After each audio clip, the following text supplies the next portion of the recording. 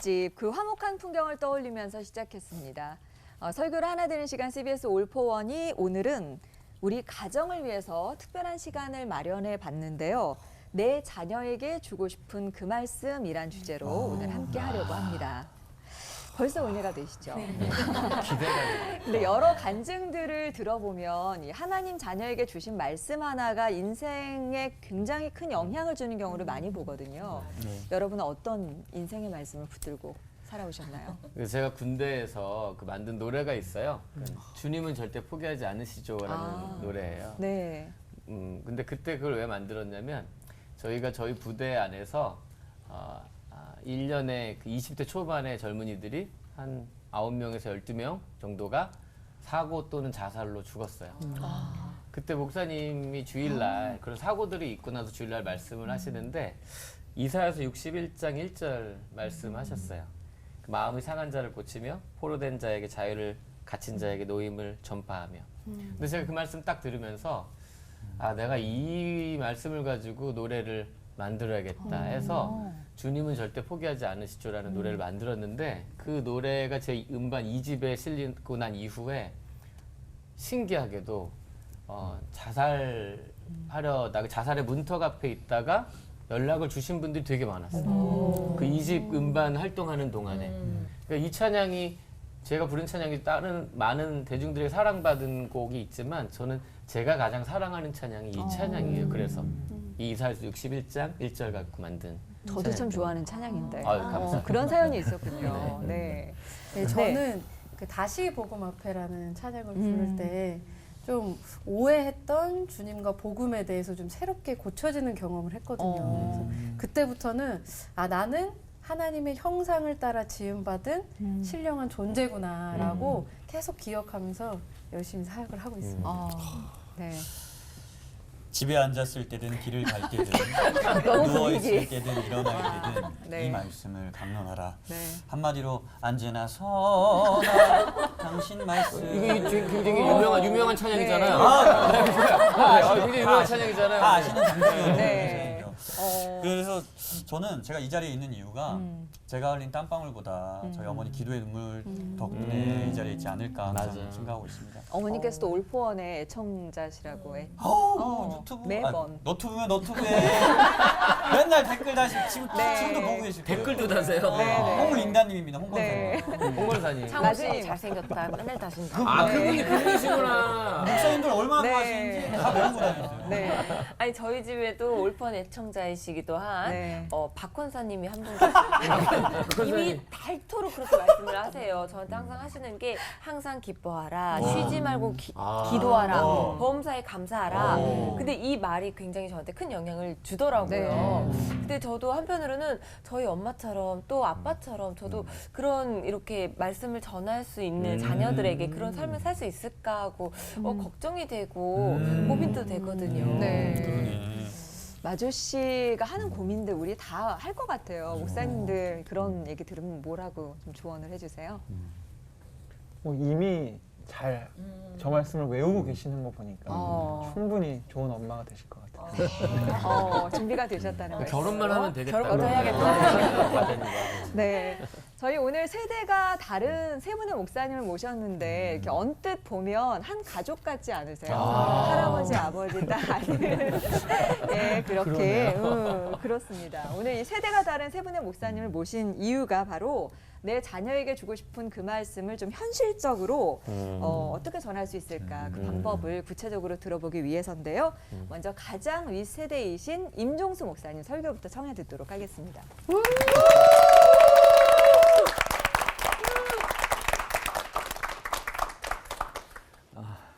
그림을 먼저 하나 보여드릴게요. 오? 보이시나요?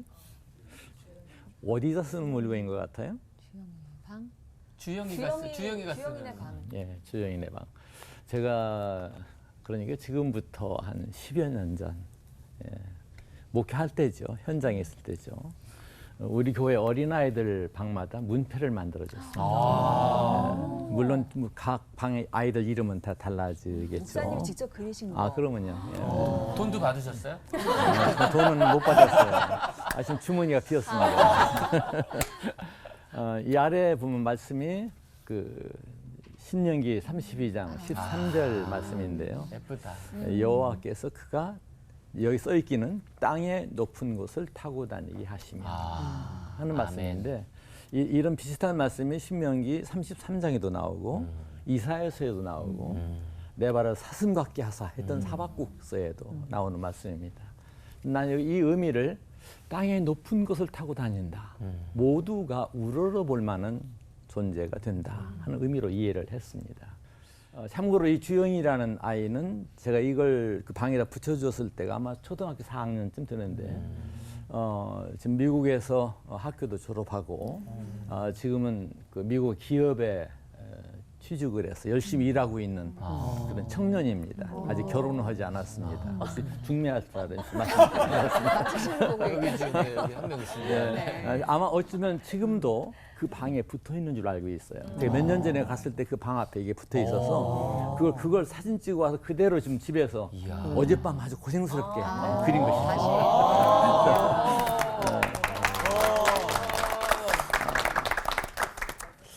그런데 오늘 이 주제를 바꿔서 저는 고민을 좀 많이 했어요. 내가 내 사랑하는 아이에게 준 한마디에 한 말씀, 한두 말씀이 있었는가 하고 고민을 했습니다.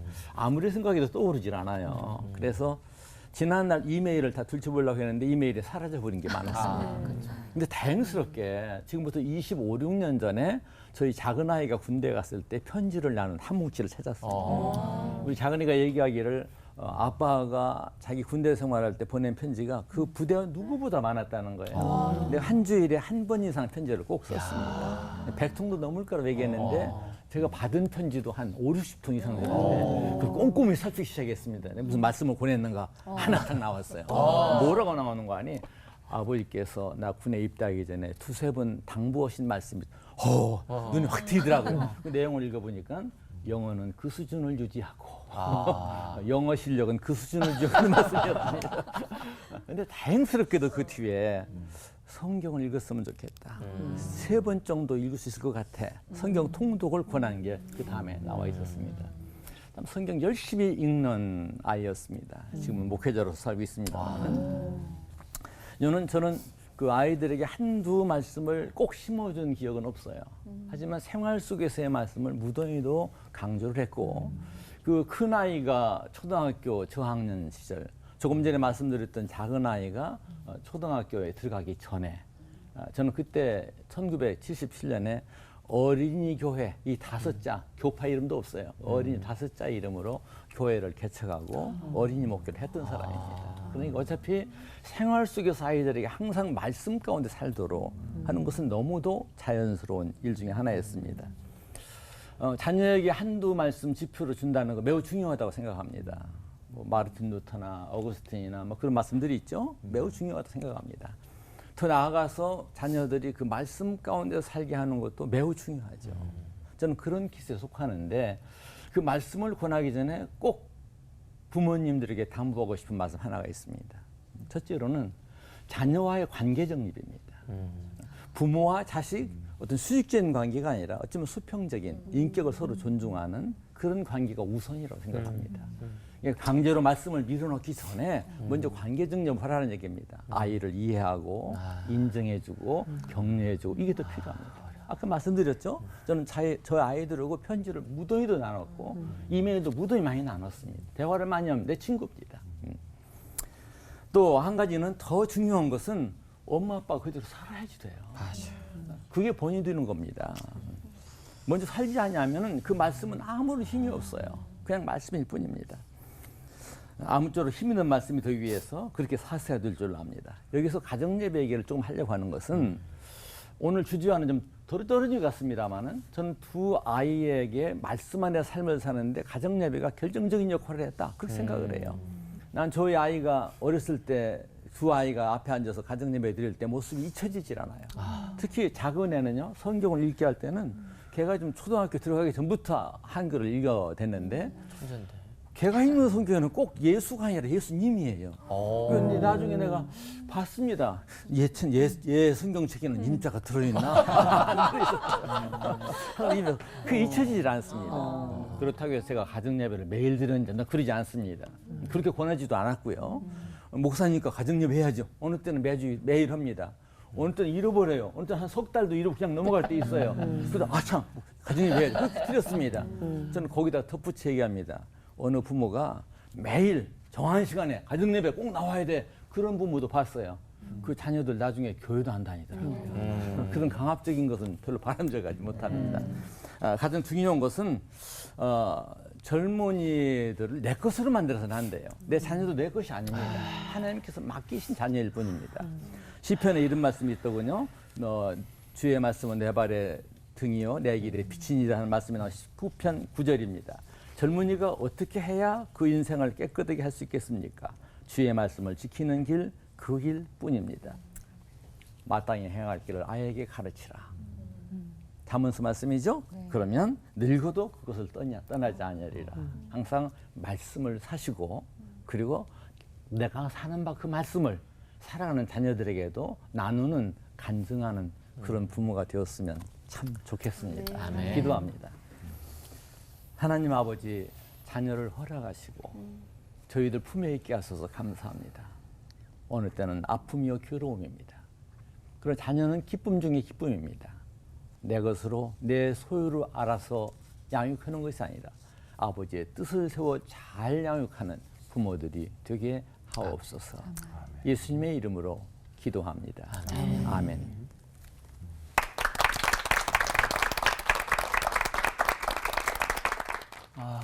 네, 저에게는 3명의 자녀가 있습니다. 우리 첫째는 지유고요. 이름의 뜻은 마르지 않는 샘이라는 뜻이고, 둘째는 아들인데 지찬이, 찬양의 샘, 막내는 지안이, 평안의 샘, 이렇게 세 자녀를 하나님께서 선물로 주셨는데, 이 세 자녀에게 제가 줄 수 있는 가장 소중한 선물, 유산이 뭘까를 한번 생각을 해보게 됐어요.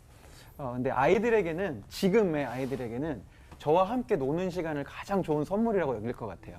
오늘도 방송에 오기 전에 잠깐 집에 들려서 뭔가 이렇게 챙기려고 잠깐 들어갔는데 아이들이 제가 퇴근을 한 줄 알고 너무 기쁘게 아빠 벌써 왔어요? 미안해 아빠 또 나가야 되는데 왜 또 나가요? 이렇게 하는데 그 모습이 참 감사하기도 하고 또 둘째 이제 아들이 조금씩 더 커가면서 아빠인 저는 놀아주는 시간이 너무 재밌습니다. 보고 싶은 영화도 같이 보고 게임도 같이 하고 너무 즐거운데 딸들은 점점 어려워집니다. 인형을 갖고 어떻게 놀아야 될지 잘 모르겠고 어쨌든 아이들은 무엇보다도 저와 함께하는 시간을 제일 소중히 여기는 것 같은데 그래서 가만히 고민했습니다. 정말 같이 보내주는 시간이 가장 큰 선물일까? 근데 고민 끝에 저도 언젠가 되면 아이들을 떠나는 상황이 될 것이고 또 아이들이 또 크면 또 저희 품을 떠나게 되겠죠. 다 잘 아시겠지만 아마도 아이들에게 가장 소중한 선물은 하나님의 말씀이 아닐까 싶어요. 그래서 저희 세 아이들이 용돈을 벌 수 있는 방법을 제가 이렇게 좀 정했거든요. 그래서 이를테면 이런 겁니다.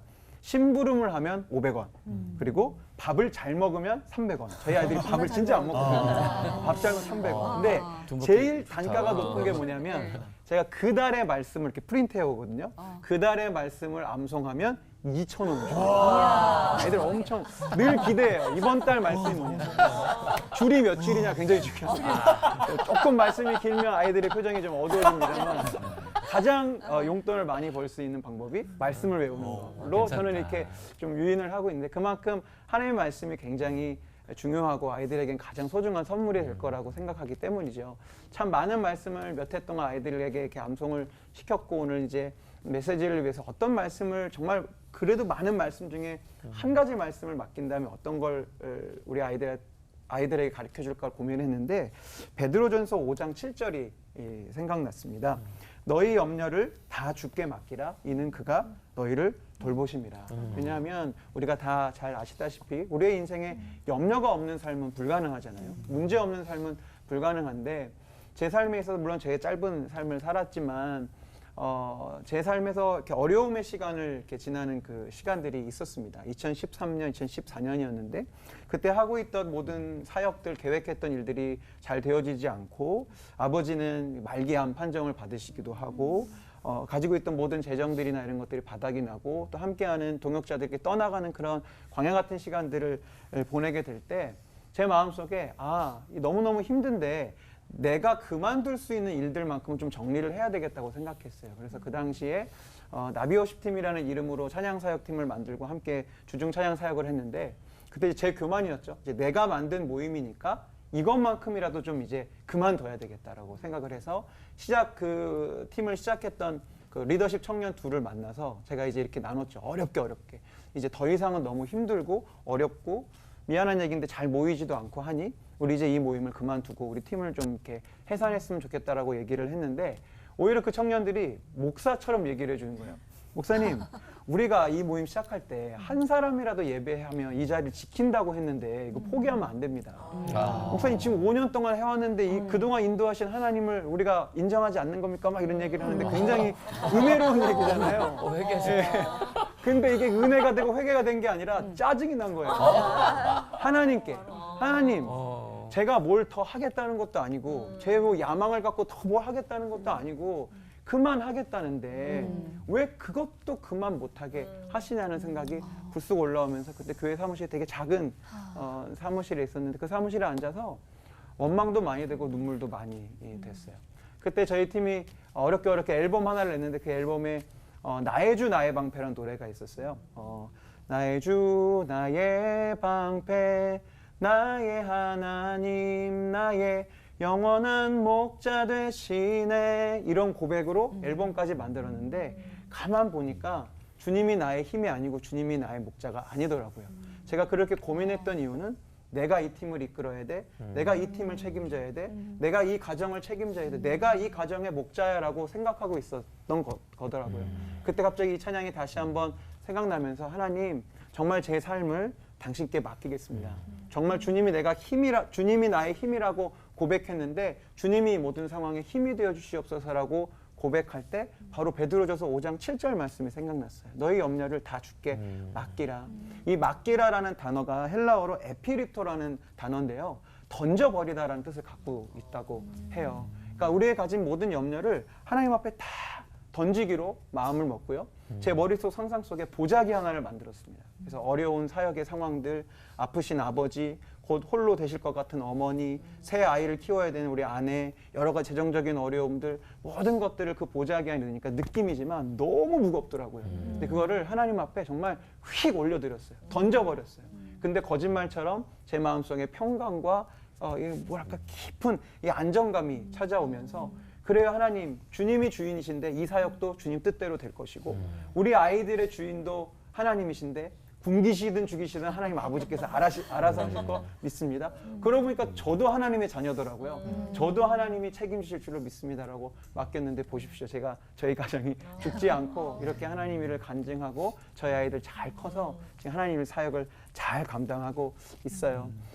이 방송을 보시는 성도님들도 많은 문제와 어려움들, 가정에 여러 가지 큰 어려움이 있으시겠지만 성경이 우리에게 가르쳐줍니다. 염려는 하나님께 던져버리는 겁니다.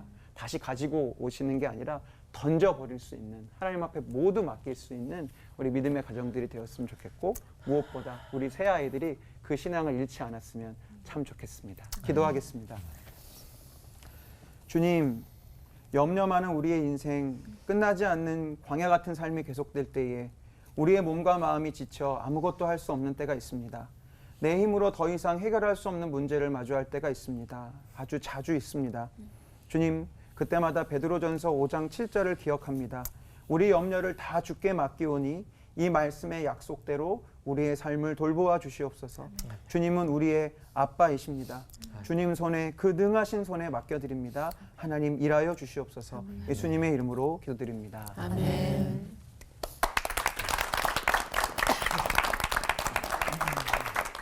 우리 부모들은 좋든 싫든 말을 남기든지 말씀을 남깁니다. 그러니까 부모는 하나님이 주신 권세이기 때문에 부모의 말에는 힘이 있어요. 영화 속에 보면 어떤 아버지가 아들을 딱 붙들고 마지막 말을 남기죠. 아들아, 원수를 갚아다오. 그러면 이제 아들의 인생은 아버지 원수 갚느라고 다 끝나요. 근데 이제 영화 속뿐만 아니라 우리 역사 속에는 부모가 남긴 말 때문에 자녀들의 인생이 엉망이 된 경우가 참 많아요. 해밍웨이 다 아시죠? 노인과 바다. 그 어머니가 대표적입니다. 그 어머니는 아들 해밍웨이한테 해서는 안 될 말을 너무 많이 남겼어요. 제가 은행원이었기 때문에 아들한테 그렇게 했대. 해밍웨이 보고 어머니가 너는 내 은행이야. 내가 늙고 네가 돈 벌면 나 꼭 먹여 살려를 비롯해서 너무나 많은 상처를 준 거예요. 그러니까 부모의 그 역할을 못 보고 자란 해밍웨이는 소설가로서 성공했지만은 가정으로서 굉장히 불행한 가정을 이뤘습니다. 4번 이혼했고요. 69살의 나이에 권총으로 자살하죠.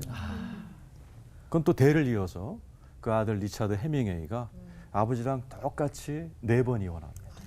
그 아버지가 죽은 69세의 나이에 자살합니다. 아이고. 우리가 어떤 말을 남기는가 참 중요하거든요. 그래서 저도 우리 자녀들에게 어떤 말을 남길 것인가.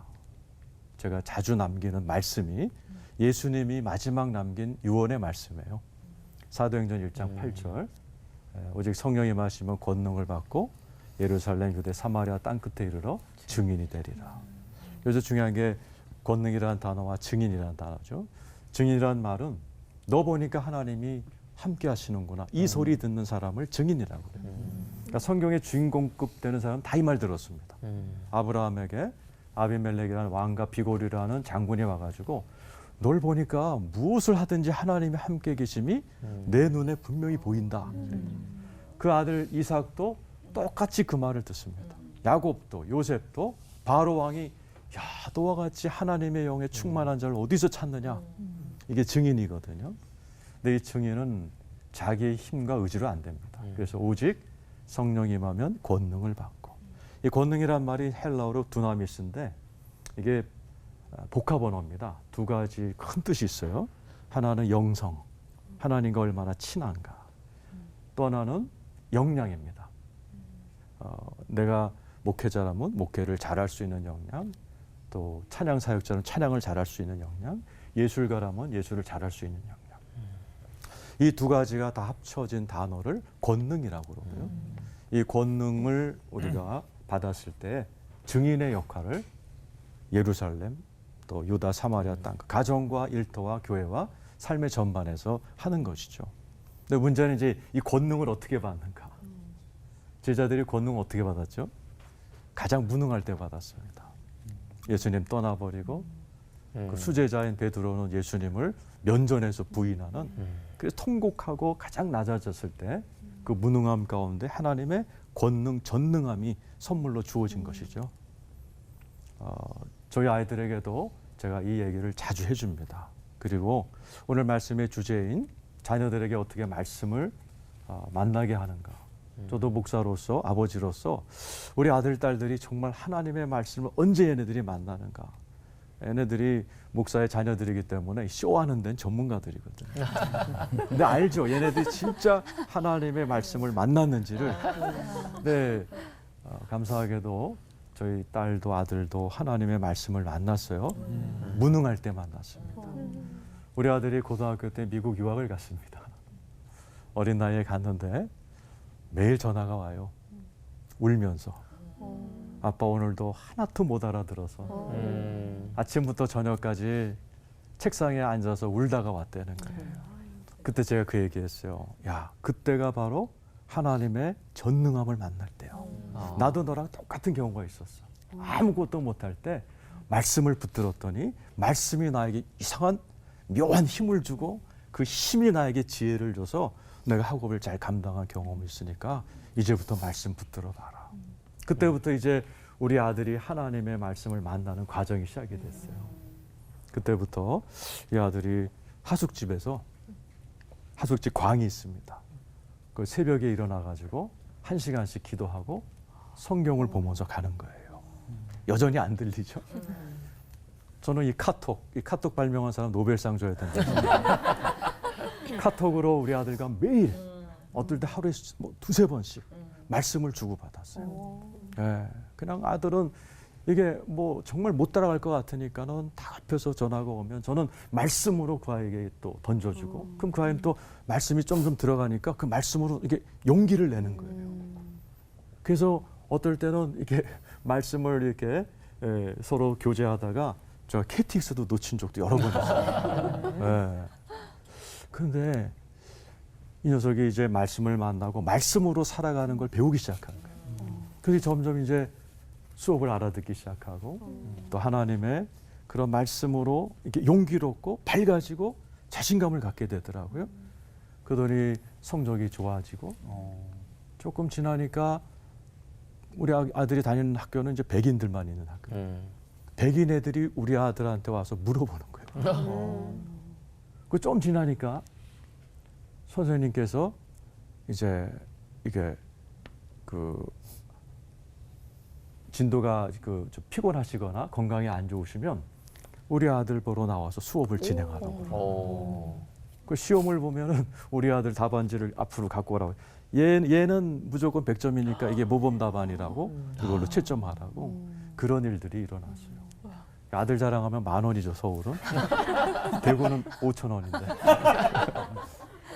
이걸 통해서 저희 아들이 지금 말씀으로 살아가고 또 말씀 속에서 살아가는 걸 보면서 아, 정말 아이들에게 신앙을 유지해주고 신앙의 유산을 남겨주고 말씀으로 살아가게 해준다는 것이 참 귀하구나 이런 생각을 했습니다. 이 시청자 여러분들께서도 하나님의 말씀으로 살아가는 모습들을 잘 가르치시기를 축원합니다. 아멘. 기도하겠습니다. 하나님 아버지, 저희의 자녀들이 하나님이 함께하는 증인의 삶을 살게 하여 주옵소서. 그러기 위해선 하나님의 권능 받아야 되겠사오니 하나님의 말씀으로 기도로 살아감으로 인하여 하나님 나라의 큰 증인들로 하나님 나라 확장하는 일꾼들 삼아 주시옵소서.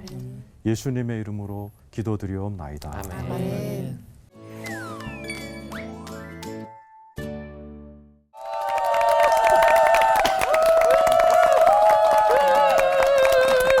세대가 다른 세 분의 목사님께서 각자의 또 개인적인 경험들을 섞어서 설교를 해주셔서 그 어느 때보다도 굉장히 피부에 와닿는 그런 설교였던 것 같아요. 어떻게 들으셨어요?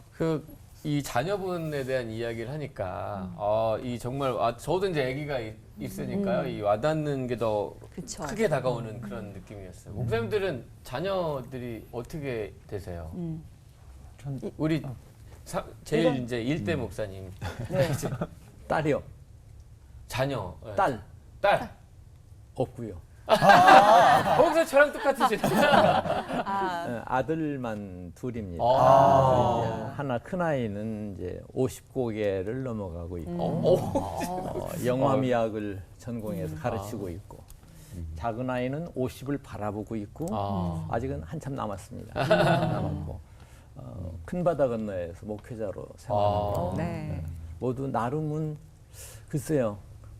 부모 얘기니까 믿을지 모르겠습니다만 반듯하고 어쩌면 저보다 더 철저해서 특히 작은 아이 목회자인 자연 앞에 가서 내 많이 조심을 합니다. 아빠 이단이야? 예.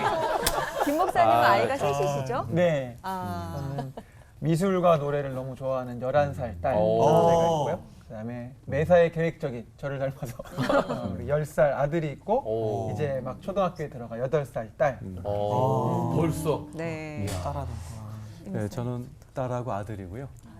딸은 이제 대학 졸업하고 영상 비즈니스를 창업해서 지금 하고 있고 아들은 미국에서 이제 신학 공부하고 있습니다. 아니 전 궁금한 게요. 목사님들의 부모님으로부터 어떤 믿음의 유산을 그렇게 받으셨길래 어떤 이렇게 행복한 가정을 꾸미고 계시는지 그게 좀 궁금해요. 막내인 저부터. 네. 저희 부모님은 어릴 적부터 저에게 하나님이 가장 우선돼야 된다는 것을 참 많이 가르쳐 주셨고 그렇기 때문에 두 분이 이제 사시는 모습 보면 교회 일, 사역하시는 일을 가장 중요한 집의 이벤트의 일로 여기셨어요. 그리고 그러다 보니 어릴 적부터 저는 교회가 가장 행복하고 재밌는 곳이기도 했고 어느 순간 제 진로를 고민하고 하나님 앞에 기도할 때 가장 재밌고 행복한 곳에서 평생 일하고 싶다라는 생각이 들었는데 바로 그곳이 교회더라고요. 그래서 교회에서 평생 일하려면 목사가 되어야 되겠구나라는 생각으로 이제 마음을 먹고 부모님께 말씀을 드렸는데 두 분 모두 너무 기쁘게 너무 기쁘다 너의 그 결정을 해서 지금까지도 뭐 돈이 중요하다 무슨 직함이 중요하다라는 말보다 하나님이 제일 중요하고 교회에서 행복하게 사역하는 게 제일 중요하다는 그런 믿음의 유산을 주셔서 여기까지 오게 된 것 같습니다. 네. 난 이런 목사님이 제일 부러워요. 당대 신학이셔서. 저는 당대라. 그렇죠. 제가 부모님 예수 믿게 했으니까. 이렇게 똑같은 목사라도 당대는 머리가 다 하얗습니다.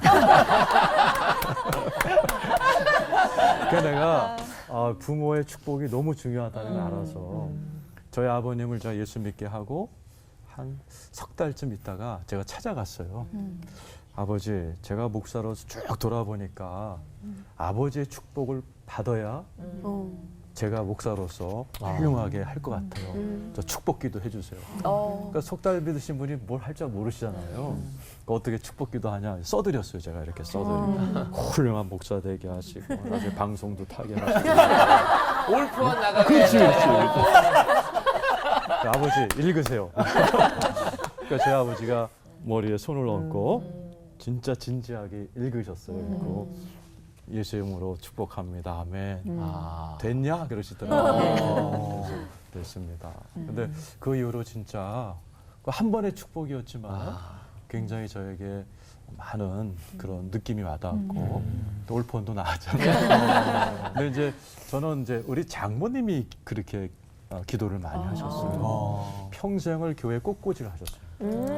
이제 80이 넘으셔서 못 하시는데 그래서 제가 우리 장모님 볼 때마다 장모님이 교회 꽃꽂이를 하셨기 때문에 이 꽃미남 사위를 얻은 사모님이 꼭. 야, 해석이 목사님 아주 좋습니다. 네. 임 목사님은 우리 어머님이 기도를 참 많이 하셨습니다. 근데 어머님이 기도할 때 특히 교회에서 수요일 저녁 같은 때 기도를 맡았을 때는 난 교회 가기 싫었어요. 어머니 기도가 너무 창피해서요. 어머니는 평생 뭘 하셨냐면 장독대에다 정화수도 넣고 비시던 분이에요. 근데 교회에서 기도할 때도 딱 그 곡조인 거야. 그래서 교회 어투가 곡조가 예. 장독대에서 빌던 그 비나이다 곡조. 비나이다 목사님 곡조처럼. 기억나세요? 어떻게 하는지 궁금해요. 글쎄 흉내내기도 힘들어요. 그 얘기는 저도 제가 우리 집 신앙인 1호입니다. 제가 전도해서 어머니 나갔어요.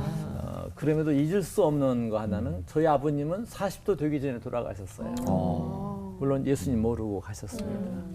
근데 그래도 아버지가 내 평생 목표의 반려처럼 따라왔던 얘기는 저희 아버님은 매우 가정적인 분이셔서 나 10살 때 돌아갔었는데 그 전에도 그냥 봄, 가을이면 가족들 데리고 가까이 있는 어느 산 계곡으로 소풍을 가시는 그런 분이었습니다. 그래서 비록 그 예수님을 모르고 가시긴 했지만은 내 평생 목표할 때 교회가 뭐냐, 가정을 돌보고 가정을 섬기는 입장에서 교회, 그런 목표.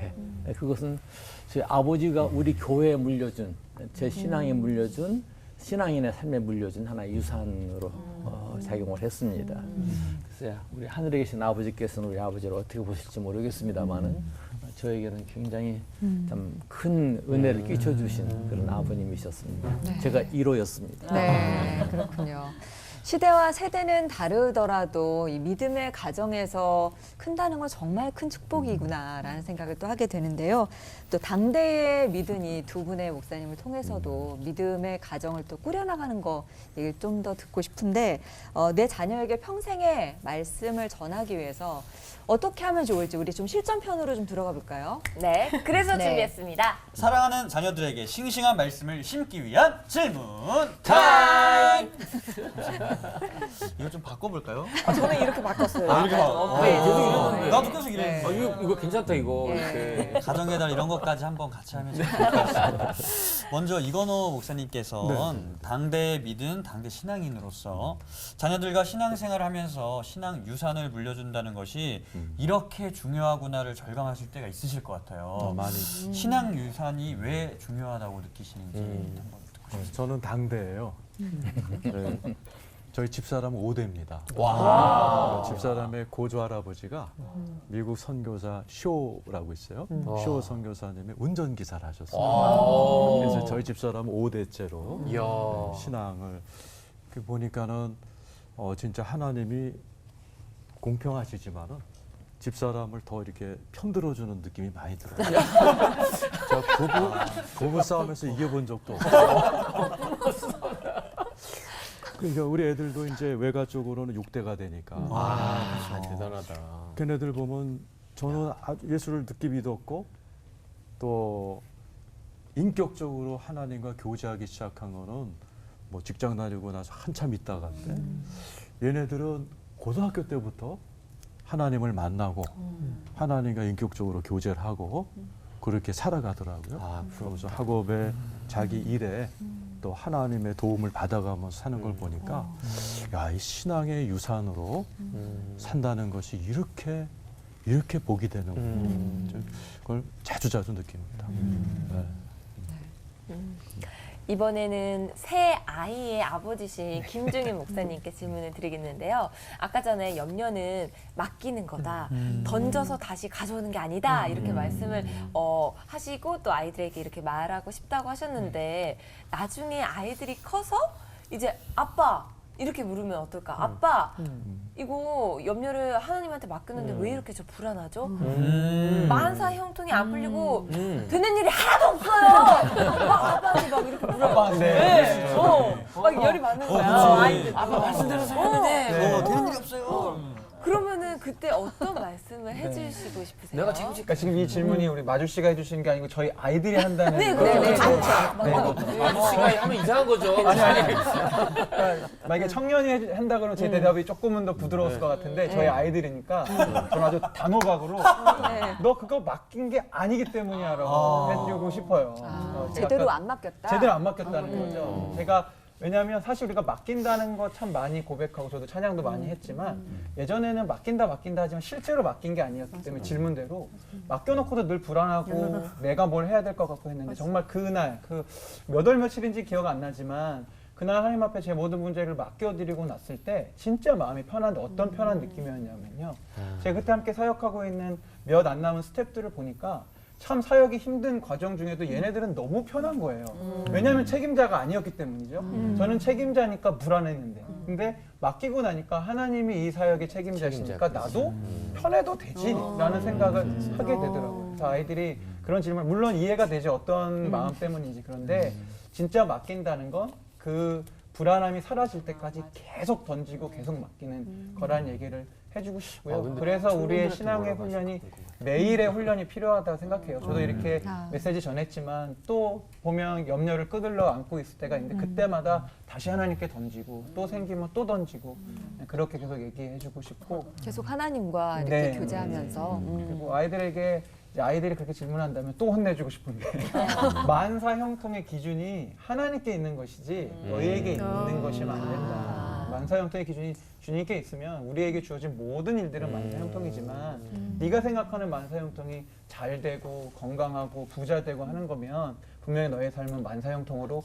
여겨지지 않을 거라고 그렇게 단호박을 단호박 주고 싶네요. 네. 아빠 잘 알겠습니다. 이럴 것 같네요. 저랑 같은 생각이에요. 아버지 좋은 말씀 감사합니다. 근데 저는 또 말씀 듣다 보니까 제일 걱정되는 게 있어서 우리 임종수 목사님께 한번 질문을 드려보도록 하겠습니다. 나는 정작 이 신앙에 본이 안 되면서 아이들한테는 막 안 되는 것 보고 막 뭐라고 막 이거 왜 너는 이거 못하냐 하나 막 이런 부모님들이 계시는데 그럴 때 이 부모들이 어떻게 해야 자녀들에게 신앙 유산을 물려주는 부모가 될 수 있을까요, 목사님? 정답. 정답. 지름길은 없다. 부모의 신앙을 누가 제일 잘할까요? 어느 분이 제일 잘할까요? 위에 계신 하나님 네. 아버지. 그 다음에는 자기 자신 자기 자신, 하니까요. 아니면 교회 목사님, 가족. 아니요. 자- 그 다음에 제일 잘 자녀. 아는 게 자녀들이라고 아이들 합니다. 맞아요. 아이들 눈 무서워요. 그렇죠. 자녀들이 우리 아빠 장로래, 우리 엄마 권사라던데. 그건 틀렸어요. 벌써 말씀을 내놓는 것이 오히려 내놓을 만큼 더 주님을 부끄럽게 하는 부모가 될 수 있습니다.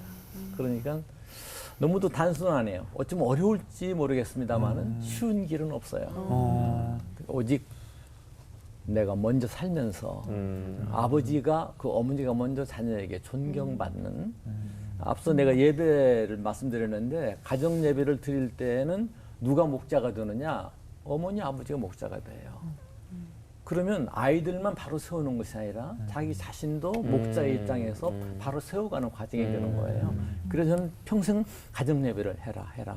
앞서 말씀드린 대로 그걸 너무나 기계적으로 좀 말해라. 아이들 멀미 나가지고 나 교회도 안 나가 그럴 수도 있으니까 아주 자연스럽게 생활 속에서 스며들어가듯이 젖어지듯이 하는 것이 필요하지 않은가. 아무튼 호박. 쉬운 길, 지름길은 없다. 먼저 사십시오. 존경을 받으십시오. 이렇게 말씀드리고 싶습니다. 네, 아까 목사님께서 설교회 하실 때도 자녀들과의 관계를 한번 살펴봐라라는 얘기를 하셨는데 그 얘기가 또 생각이 나네요.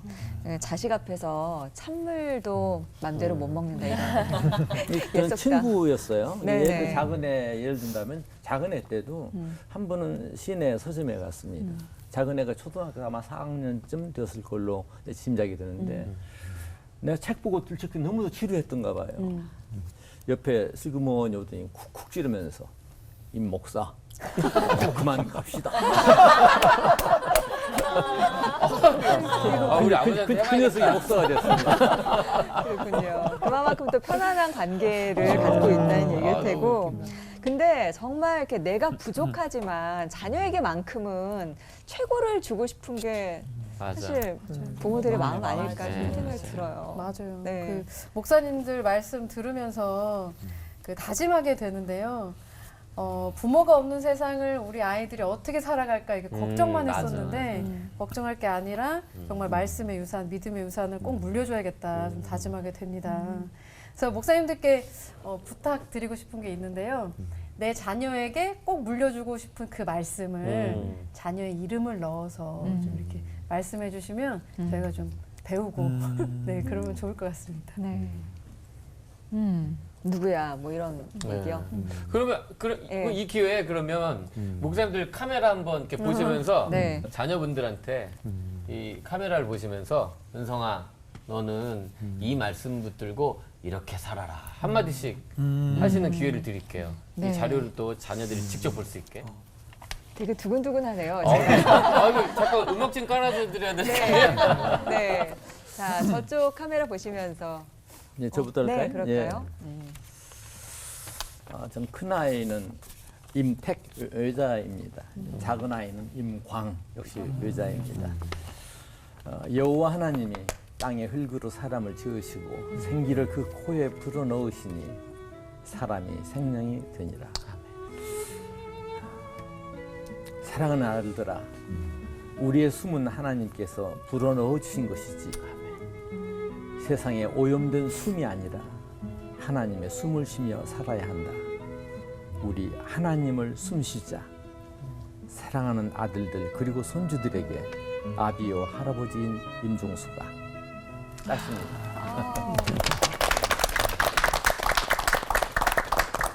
차례대로 갈까요? 네. 되게 떨리네요. 저도 괜히 떨리네요. 네. 나 괜히 눈물 나. 네.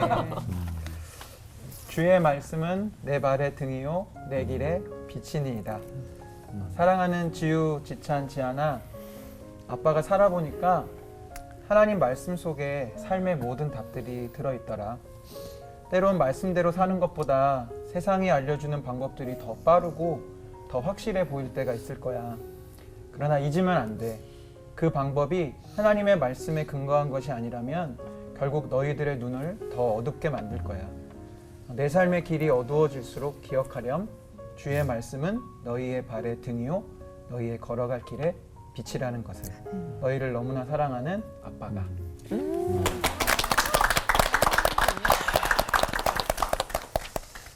사도행전 1장 8절 오직 성령이 임하시면 권능을 받고 예루살렘 유대 사마리아 땅끝까지 이르러 증인이 되리라. 은혜와 그리고 영천아, 아빠가 자주 들려준 말씀이라 익숙하지. 너희들 올포원 자주 보지만 오늘 건 빼먹지 말고 꼭 보기 바란다. 나는 너희들이 하나님 나라의 증인이 되기 바래. 너희를 보면 누구든지 하나님께서 함께 하시는 사람이구나, 이런 말 듣는 사람이 되기를 원한다. 은혜, 너는 비즈니스를 하는 사업가니 하나님 나라 기업 킹덤 컴퍼니를 잘 이뤄나가기 바라고, 영찬이 너는 주의 종의 부르심을 받았으니 함께하는, 하나님이 함께하시는 목회자가 되기 바란다. 각자의 영역에서 일하되 하나님과 친한 자 되기 바래. 어쩌면 너희들 세대 때는 이 아빠 세대보다 더 시험과 유혹이 많을 수도 있어. 그래서 너희는 우리 세대보다 갑절의 영감을 받아야 될지도 몰라. 아빠가 그렇게 기도할게. 그리고 아빠도 너희들 눈에 증인의 삶으로 살도록 최선을 다할게. 너희들에게도 하나님께서 늘 함께 하시기를 제일 바라는 아버지 이건호 목사가 너희들에게 편지를 남긴다.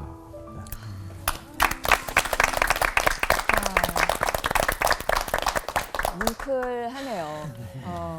오늘 받은 은혜를 한마디씩 정리하면서 맞춰볼까 하는데요.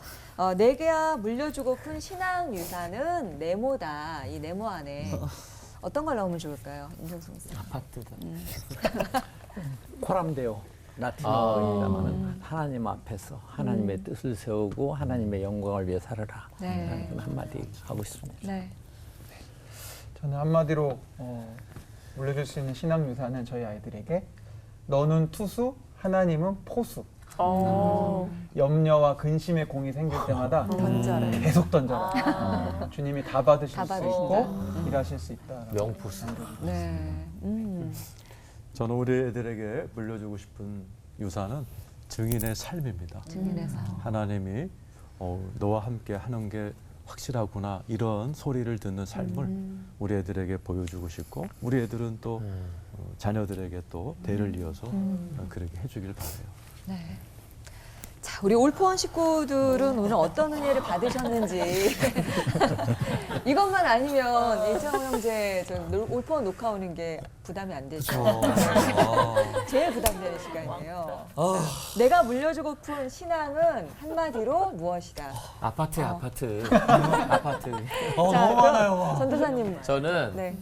아까 우리 목사님이 그 부모의 삶에 대해서 말씀해 주셨잖아요. 그래서 내가 꼭 물려주고 싶은 신앙은 내 등짝이다.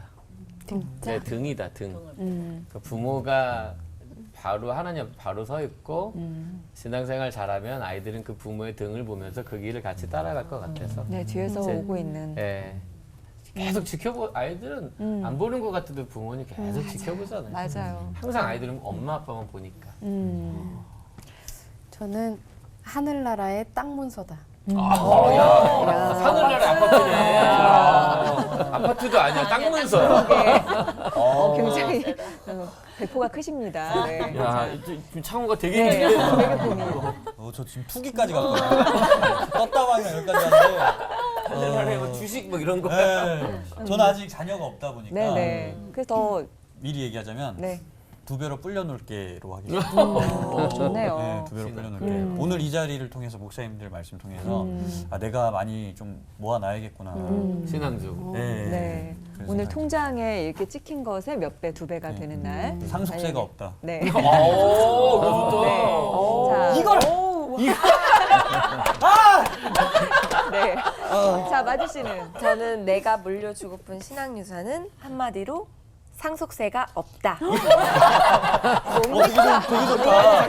되게 물려주고 좋다. 싶은 거는 이건 뭐 상속세 이런 거 필요 아니, 없어요. 지금 어떻게 된 거야? 마음껏 제 자식들한테 이렇게 줄 수 있는 그런 겁니다. 따라하신 저도 계속 생각하고 미안. 미안합니다. 그만큼 그렇게 많은 것을 물려주고 싶다는 마음이시구나 싶은 생각이 들고요. 자, 오늘 끝인사는 말씀의 부모 자녀들이 될 것을 다짐하면서 힘차게 외쳐보도록 하죠. 네. 온 가족이 일평생 말씀으로 승리하며 하나 되는 시간 올포 원!